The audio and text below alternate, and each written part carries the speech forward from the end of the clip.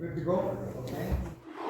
I'll call to order a meeting of the Houghton City Council for Wednesday, October 27th, 2021. Would everybody please stand and join with me in the pledge? I pledge allegiance to the flag of the United States of America and to the republic for which it stands, one nation, under God, indivisible, with liberty and justice for all. As I look at the roll call, it is apparent that we have every member present this evening. Review and approval of the agenda. I see we have a revised agenda before us, and I guess that's what we're going with. Is there anybody in the audience who would like to address the council at this time? Okay, petitions and communications. Yes, we have one letter from Daniel E. Salo. At this time, I am announcing that I will be ending my position as councillor for the city of Houghton effective October 31st, 2021. It has been an honor to represent the people of Houghton. Thank you to all the people that voted and backed me during my 10 years on the council. I'm becoming a snowbird, which will make me a part-time resident. Thus, I will be stepping aside so that a full-time resident can fill the position. City of Houghton is a great place to live. With Eric Wara and the great staff that he has behind him, the city will continue to be the pride of the Copper Country. I would also like to thank the councilors, planning commission members, police department, public works, and the beautification group, and everyone else that works to make the city something that we can all be proud of. Okay. Sorry to see you go. You've done a tremendous job here. Thank you. Time to move on. Okay. All right, moving along then. We do not have a public hearing scheduled this evening, so we'll go to reports. City manager. I will start off with Public Works. People might have noticed there was some paver replacement going on Sheldon Avenue. That was pretty much the first time in 12 years we did any wholesale replacement of any of the pavers, but we kind of wanted to wait till there was enough to do and the time was right. So we have spare pavers. We did use them. They're pretty much done with that for the year. We kind of got the worst of the worst. There's still a few out there, but when you think about it, there was a lot of doubts on whether those pavers were going to hold up in 2007 when people started talking about pavers on Sheldon Avenue. But I think they've held up very well. You get a bad seat here and there. We replaced them, and so I guess kudos to the crew that we have. That we've got people that are able to do that kind of work pretty fast. It wasn't too long in any one spot. So that work is done for the year, and also we'll do a few more next summer when time allows. But it was a good time of the year to do it. We certainly didn't want to do it back in August or July. We all remember that. We did some patching on the fire hall roof as well. Again, we're able to do that with our own forces. The rubber roof up there is, I'm thinking, getting close to the end of its life, or this will extend the life of it in another couple of years, but we're probably going to have to look at replacing the roof on the fire hall, 2024, 2025, somewhere in there. But they were able to make some repairs on that. The water crew replaced one of our master water meters, the one that is up in the Daniel Heights area. It's a big meter. It's an 8-inch meter, so it's kind of a big undertaking to do, but we wanted to make sure that we replaced it to make sure we're getting accurate readings, as Michigan Tech is our biggest water user. So we wanted to make sure that we had an accurate meter in there. So effective yesterday, we did close all of the public restrooms in all the parks. We're actually a little later this year because the weather was really cooperative, but we really had to pick a time, and then they're talking about some forecasts for next week. We figured we should do it while we could. So those restrooms will be closed for the season from here on out. That would be Kessner Park, under the bridge, and then at East Open Park. So those will be closed for the year. The crews are starting to do the winter pickup right now. Kind of picking up things, moving things to their winter homes and such. So we'll be doing that as long as we have to until the snow is here. Other things, the 2021 paving project is complete. All the paving is done for the year. We actually had some other paving done on some of our own work as well in addition. But that's all done for the year, as is College Avenue. Again, College Avenue involved MDOT work and the Phase 3 water and sewer work. Of course, the Phase 3 water and sewer work from McGinnis Drive to Pearl Street is done. They'll restart from Pearl Street to Franklin Square in the spring, so that project is basically done for the year. Now, again, weather's been very cooperative there, so that's a good thing. With our paving being finished, we're also getting our PASER ratings. That's the pavement assessment. And I can't remember the acronym, but the PASER ratings were red, yellow, or green, yellow, red, so to speak. So we'll be getting those PASER ratings done. They'll be finishing those this week, so we'll be able to, once we get the data back from Wupperter, that's a service that Wupperter provides to us under a contract with the state, so it doesn't cost us anything. We just go out and do our ratings. So we'll get those ratings, and I'll get the council some more data on which way our road system is going. You know, because we certainly want to be moving things up into the green category, or certainly not proceeding toward the red category. So once we get that data, we'll get some more information on that. Just to let everybody know, there'll be a lot of press coming out on this pretty soon, that the next discussion session about life after the deck is going to be on November 10th, and that'll be held at the Continental at the same venue. So we've got a couple of, at least one more meeting scheduled with Pat Coleman to kind of talk about what he's come up with in the intervening time here based on where all those dots ended up on those giant Post-it notes, and what the content of that meeting will be. So that'll be coming up. The pier pilings are going in. I don't know if anybody's been down there. I think the first cell is just about completed down there. They're going to start backfilling it and working on the second cell. And essentially there's these bubbles that they're putting in a sheet pile that get filled with fill material, and they'll just keep working their way out from where they started. So it actually looks like it's been going fairly well down there. So just keep looking at that. Also going to be trying to schedule a meeting with the city, Michigan Tech, and the National Park Service, given what happened at the Lakeshore Center with their seawall back a couple months ago. And just having a discussion about that, because you've got about 1,000 feet of waterfront there with 3 key pieces of public infrastructure on it. And looking to, you know, maybe we can find some funding to do the whole thing, if you want to put it that way.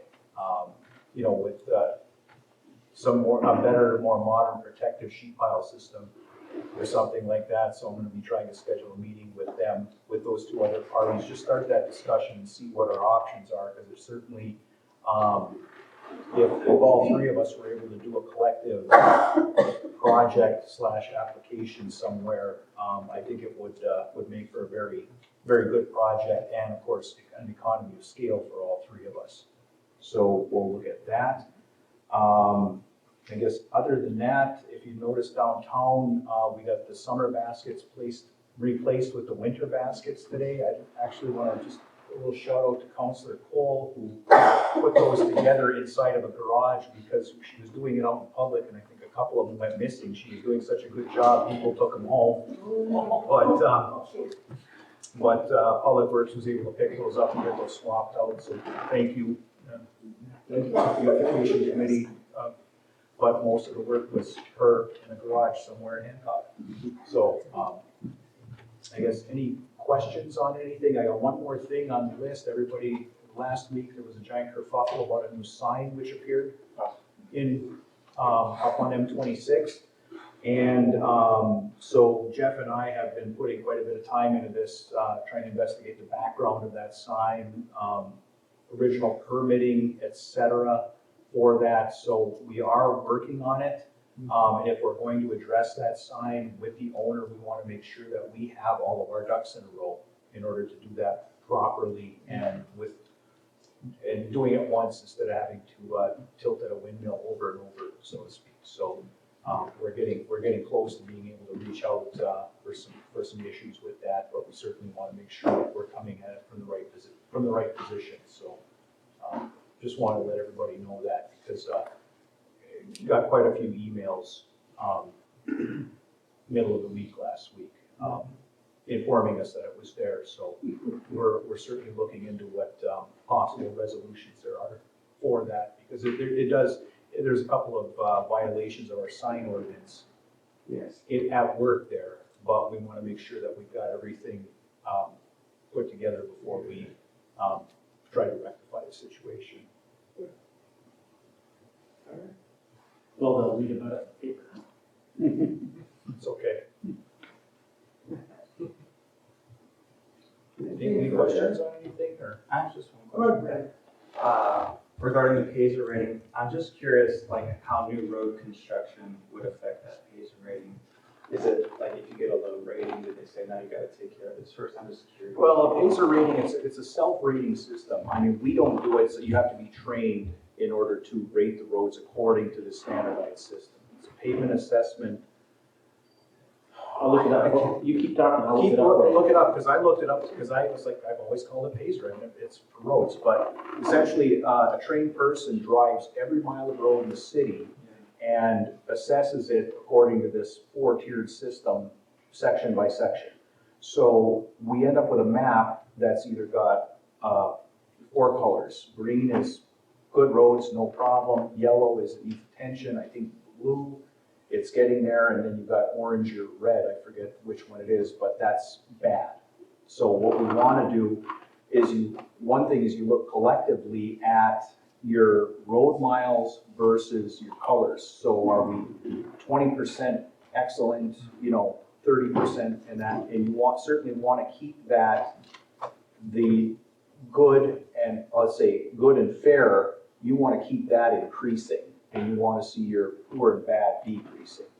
So there was I think a couple of years ago, I sent out some data, which I may have resent that with the new counselors. I may have sent that last year out, which now with this new rating, that will change those percentages. So basically every foot of road that we repave in town, like we did a bunch of paving over the summer, is going to put roads back into that good category. Of course, other roads are aging, but a road aging takes a lot longer than it does in 1 year to take something from poor to good. So we should see that number moving up, or the good number of good roads moving up. Sure. And I was just regarding expansion, like if we were to create new roads, that would possibly increase our rating. Well, it's based on the condition of your existing road. So if you had more roads, I mean, granted, they'd be new. So that would create, if you're increasing, the overall percentage isn't necessarily an increase, but now you're putting more new roads in, so it's just a mathematical thing that your good is going to increase. But, in some cases too, though, if we have to be judicious about how we construct new roads, if we're going to put in new roads, because they've got to go somewhere and really serve a purpose. So, generally, the new roads that have been built in the city have been if a subdivision opens up, that type of thing. So, right now we've got a lot of room within our existing infrastructure to build that out before we necessarily want to expand. Pavement surface evaluation. Thank you. All right. Anything else for Eric? Okay, moving along, police department. All right, our department answered 98 calls for service. During that time, we had 10 misdemeanors, 18 civil infractions, and we answered 9 calls involving accidents. We had a couple of significant accidents in there, and we had 19 calls for health and safety. The city camera system that we have has been extremely helpful on most accidents that we've had. We've had some bad ones in the downtown, and we end up capturing exactly what happens. And it's amazing how I've been investigating victims for 28 years, and you think everybody's clear cut, and also you see exactly, things happen on camera, and you're able to get speeds and things like that, and they've been very helpful to us.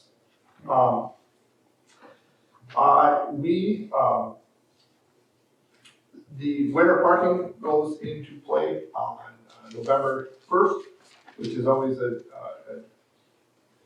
taxing on, of course, the public works and also the police department too. So our job is trying to keep the streets free and clear of vehicles. So between the hours, the evening hours, the snow crew can get out there and efficiently plow the streets. All the vehicles that are downtown, we end up having to be under the parking decks with the absence of the Midwest being as present as there are. We are going to be able to sell a few more permits under the what we call the subway deck. But we do want to get it out to the citizens. Like I always say, we have 500 new drivers up here every year, and they're living in 1,500 new places. So we have a big shuffle of people living in different areas, and it's an educational period getting them to park where they're supposed to park. We don't only just need to have, curbside to curbside, but we need it from the right of way so that the plow doesn't just have enough room to plow the street, but a place to put the snow berm plowed out there. So yeah, our guys will be busy doing that at night.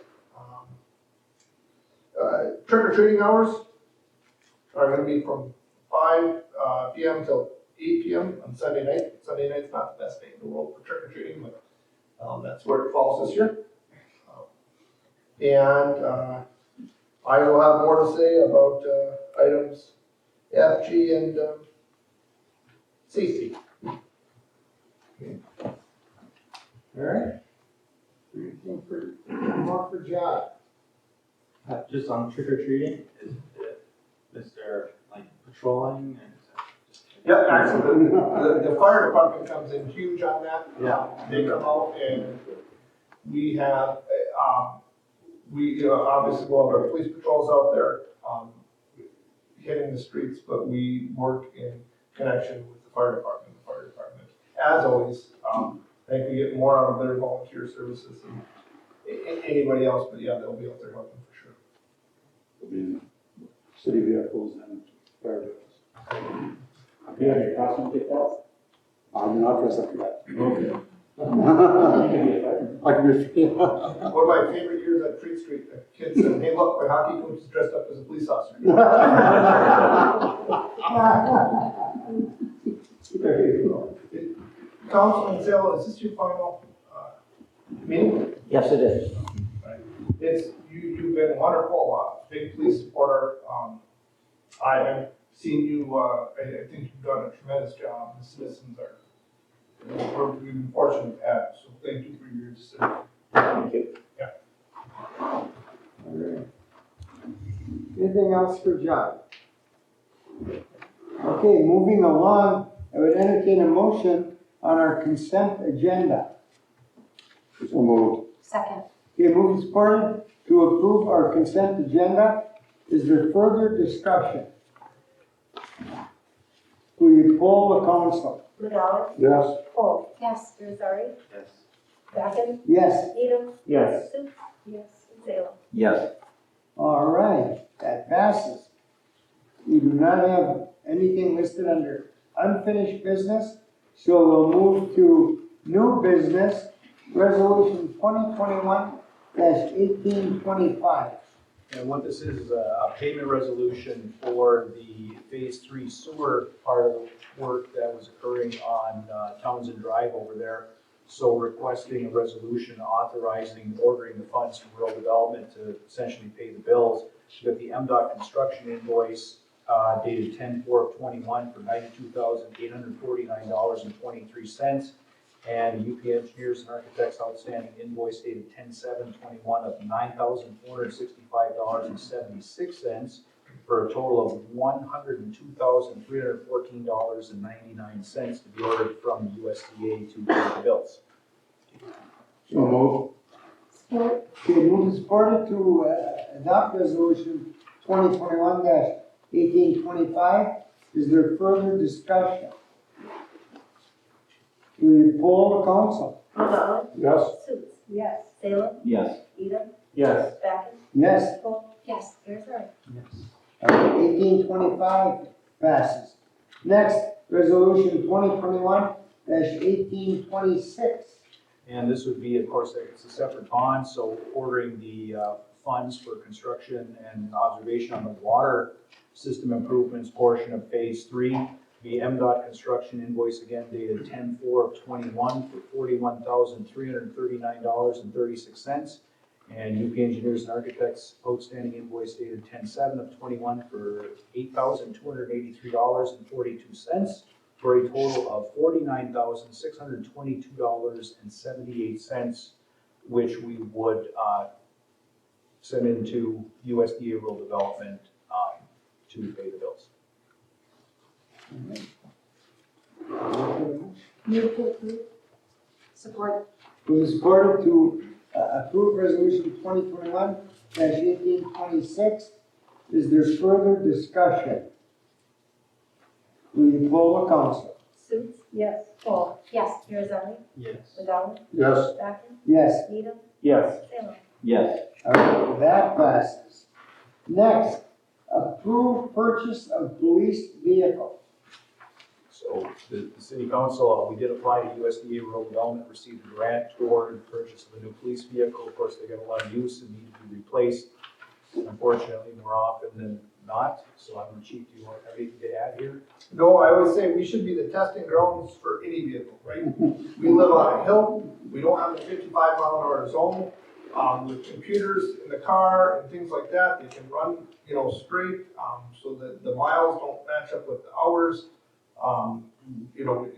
Just the different sizes of the police officers, we're hard on vehicles, and the city of Houghton is particularly, a challenge on them. So, we do need to keep them up, and it's nice, at one time, they did not have all-wheel drive vehicles that were police pursuit rated. Now they do, and they're affordable enough, so I appreciate that. That is the estimate that was approved prior is the same, it's relatively the same as it is now. We had to get redone, but it's the same one, so. So it was within $100 of what we applied for. So what would be requested is we would get a grant from USDA for $25,700, leaving $21,272 to come from the equipment fund for replacement of this vehicle. Move to approve. Support. Who is supported to approve the purchase of the police vehicle? Is there further discussion? The place we're getting this from, Jaws, is La Fontaine of Lansing. And They sell that a is, lot of police vehicles. well, they have the My Deal, account, and that is, they get the state contract to provide all the, and then you don't have to go for bids or anything else like that. Truthfully, we support our local dealers with the repairs quite well. They'll be taken care of, which is important to us. Oh, definitely. But yeah, they're not, we'll help them. Okay. All right, so you doing everything else? Will you poll the council? Salem? Yes. Needham? Yes. Suits? Yes. Bracken? Yes. McDonald? Yes. Paul? Yes. Irizarry? Yes. All right, that passes. Next, set enforcement hearing for 915 College Avenue. So if you recall, I mentioned, I think I might have mentioned this last meeting, 915 College Avenue suffered a fire back in March of this year. We've been through the dangerous buildings proceedings. According to our ordinance, we've gone through a hearing with the hearing officer, show cause hearing. The property owner did not show up to that hearing. So right now, the next step in us following our dangerous buildings ordinance, because it's evident thus far that the property owner is not going to do anything with that property to rectify the situation out there. You've got a burnt building on College Avenue. So Ann was good enough to write a memorandum here based on the procedures in the ordinance, and if you want me to read it, I will. But the bottom line is the next step in this is to have an enforcement hearing at the city council level. Property owner will be informed of this, and ultimately, if the property owner is not gonna take action, it's gonna be my recommendation that we have Public Works take this building down. We've done this before, and that's been the most cost-effective way of dealing with this. This property, though, also has a demolition escrow that was forwarded to us because we passed an ordinance a few years back that were part of that program. So if there's a building that's fire damaged, part of the cleanup goes into escrow. And if it's a full demo, that escrow sits there until the demo's finished. So we could, through a process, recoup some of our costs, and whatever costs may be remaining from that demo would go on to the taxes on that property according to our ordinance. So asking to have an enforcement hearing on Wednesday, November 17th, 2021 at 5:30 p.m. And if the council so chooses to set that hearing, then we would inform the owner of that hearing, and the owner may come here to address the council at that time. Move to set the hearing as presented. Support. Okay, move to support to set the hearing, for, Wednesday, November 17th at 5:30. Further discussion? Are there any problems with trespassers in that building? I mean, is there anybody been going in, kids going in or Not that we anything? know of. It's posted. Okay, so they're too smart, that's good. Or they don't get caught. Yeah. Okay. Which makes them fairly smart. We poll a council. Needham. Yes. Suits. Yes. Salem. Yes. Bracken. Yes. McGowan. Yes. Holt. Yes. Sorry. Yes. Okay, that passes. Next, MSHDA Neighborhood Enhancement Grant. So I was made aware of a grant opportunity through, it's the Michigan State Housing Development Authority, MISHDA, as people call it. They've got a grant program year to year where the city can apply for up to $75,000 for neighborhood enhancement. And I mean, the bottom line is I would like us to apply for this, there's no match on it. But the city applies for this grant, and then we essentially pick a neighborhood in town and make this grant, up to 10% of the grant, say up to $7,500, available to homeowners to do improvements to their property that are within the grant parameters. Okay. Siding, new windows, Sure. fix a driveway, put a roof on, new roof on the house, things like that. You can go up to $15,000 per property, but then it requires a lien on the property and things like that. But again, I would like to put in an application for this with MISHDA to do this fall for next year's work. And then it would be, essentially, we would go out, pick a 4-block radius or a 5-block radius of an area, and they want you to concentrate on neighborhoods in the city. You can do this every year. And then essentially, we kind of go out there and fish for these projects.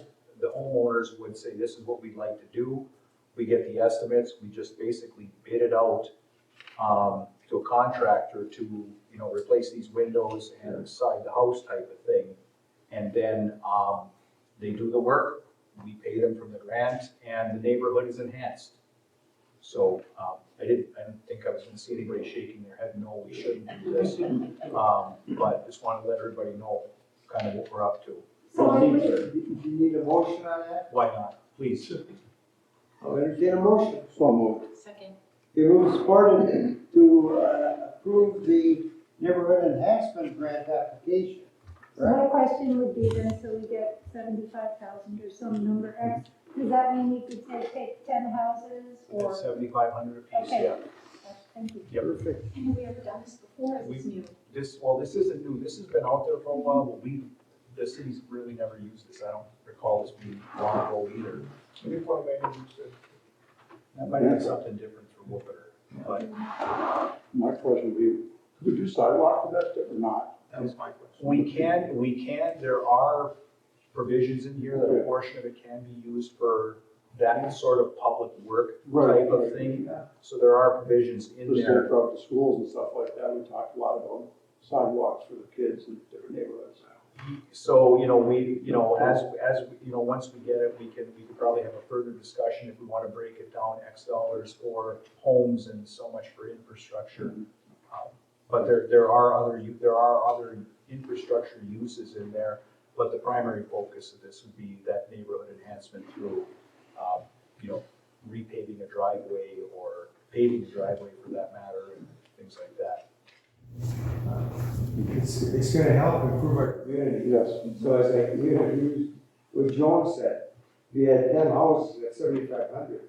Think of that, how that would improve the quality of our community. In a lot of cases too, what may happen is that property owner may not, if, just for the sake of mathematics, it's 15,000 beside their house, but they just can't come up with that, but they can come up with half of it.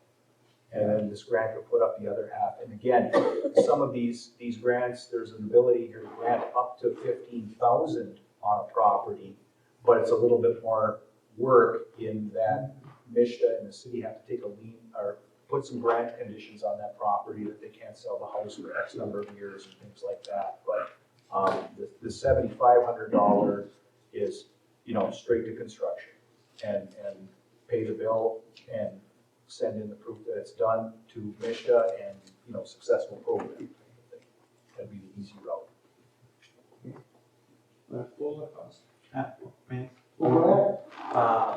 Is there anything in the master plan that would cue us towards the direction of a neighborhood, or is that just sort of up in the air? Well, I think, I'm not trying to pin you down, I'm just curious. yeah, I think we'd start in West Houghton.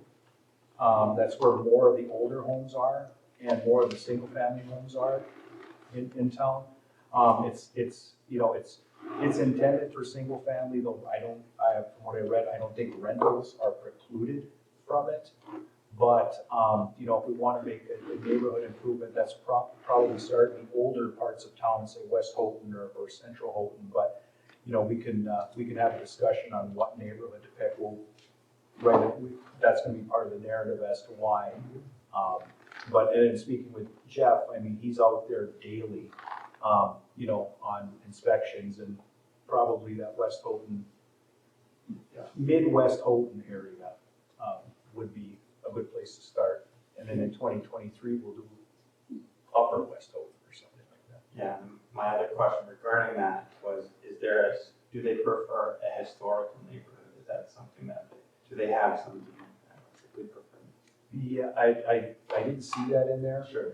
That it was historical, and I don't know that this level of funding could really get into historic renovation versus straight enhancement, making, painting a house versus restoring wood siding or something like that. It doesn't seem to have the resources to get into that. Full council? McDowell? Yes. Holt? Yes. Irizarry? Yes. Acton? Yes. Needham? Yes. Suits? Yes. Salem? Yes. All right, that passes. Next, sale of snowmobile. Okay, we had a snowmobile patrol for years, it kind of died out. We did have, truthfully, we didn't have a lot of officers that were interested in patrolling between the bridge and the beach on a snowmobile. The county has a snowmobile patrol that goes from Twin Lakes to Calumet. It's a little bit different. So the city of Houghton, we had a snowmobile patrol. It hasn't been active in the last few years, so we still have a snowmobile. It's, I believe, a 2008 Polaris, and instead of sitting on it and just letting it get older, we're going to go ahead and put it out for sealed bids and try to just get what we can for it and move it on down the line. But to do that, we need the city's council's approval to go ahead and put it up for sale. I'll entertain a motion. So move. Support. Moved and supported to approve the sale of the snowmobile. Further discussion?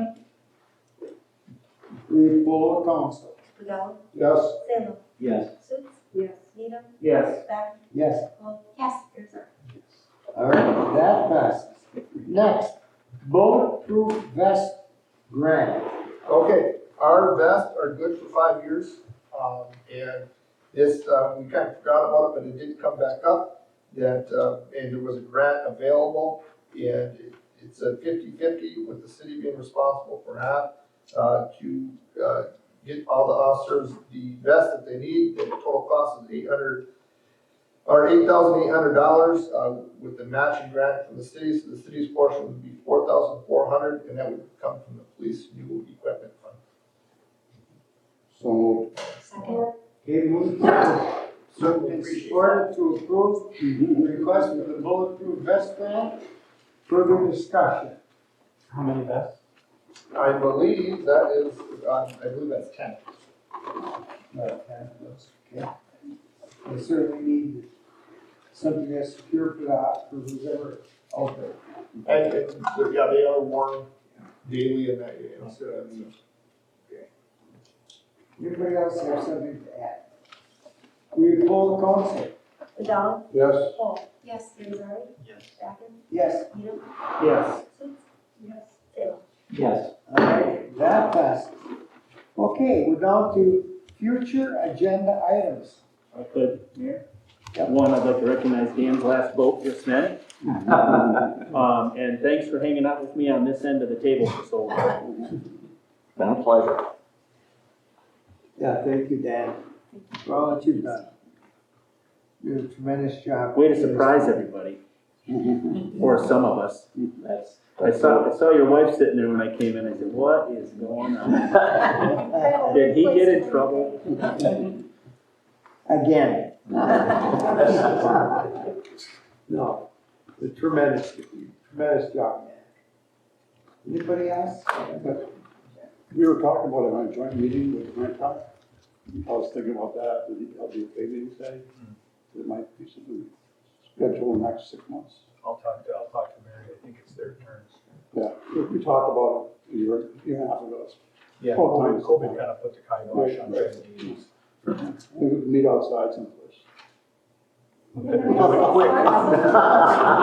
I'm glad I'm leaving. On quicker meeting. Well, bonfire. Barrel fire. All right.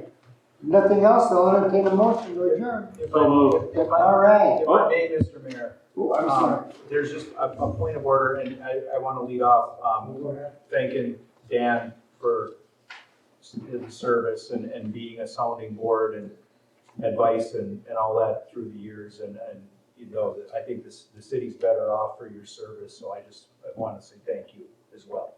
Thank you.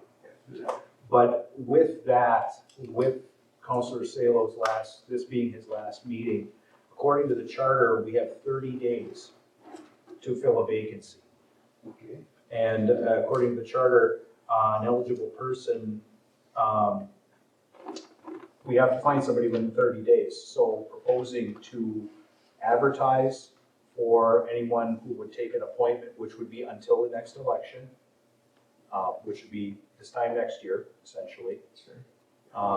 But that's, according to the charter, that's the council has 30 days to fill that vacancy. If they are unable to fill that vacancy, it would go to an election in May, and the next viable election would be May of next year, which means we'd have to have a council election then for someone to fill out the rest of the term, which would then be 6 months. So what we'd like to do is talk to Ann about this a little bit. Basically get it advertised. We've got a general application form if you want to look at it that way, because for some of our different committees and planning commission, there's a form you fill out, and that way by the time we get back here in November, the council would hopefully have some choices. Sure. On a possible appointment, which would then come down to this council reviewing those, which will of course get them to you ahead of time, and then looking essentially for motion and votes on appointments, on an appointment, I should say, because there's only one. But then it has to be, I believe a majority of the council has to. Yes. It's in the rules of procedure. So if there is more than one candidate, it sounds like we have one meeting until the vacancy has to be filled. Don't we only have one meeting in November? Correct. So could potentially anybody applying for the job, would they be willing to show up and say a few words at the next council meeting? That wouldn't be beyond the pale. So I don't believe we have to wait 30 days. We have at most 30 days. Correct. So I think it definitely has to be on the agenda at the next meeting to fill that vacancy.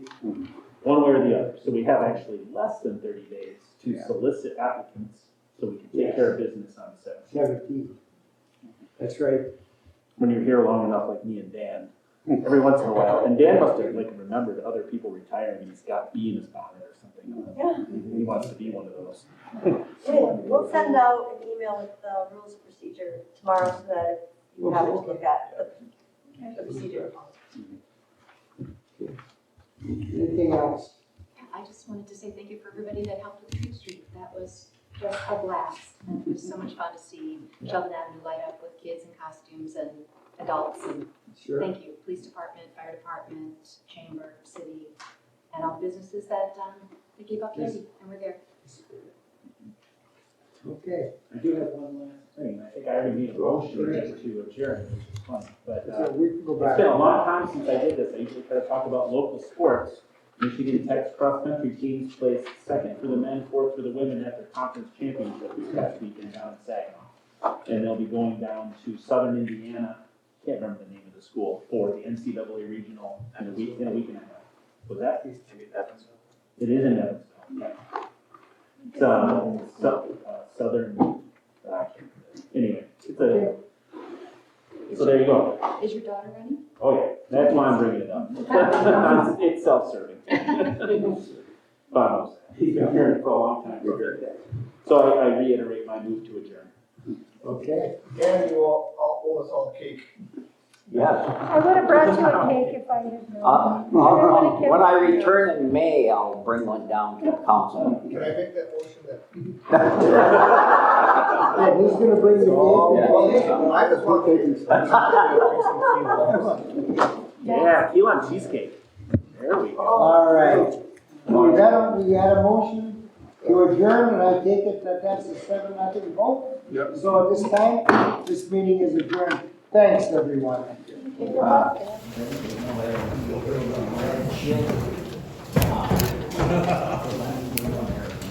gonna be a Florida snowbird.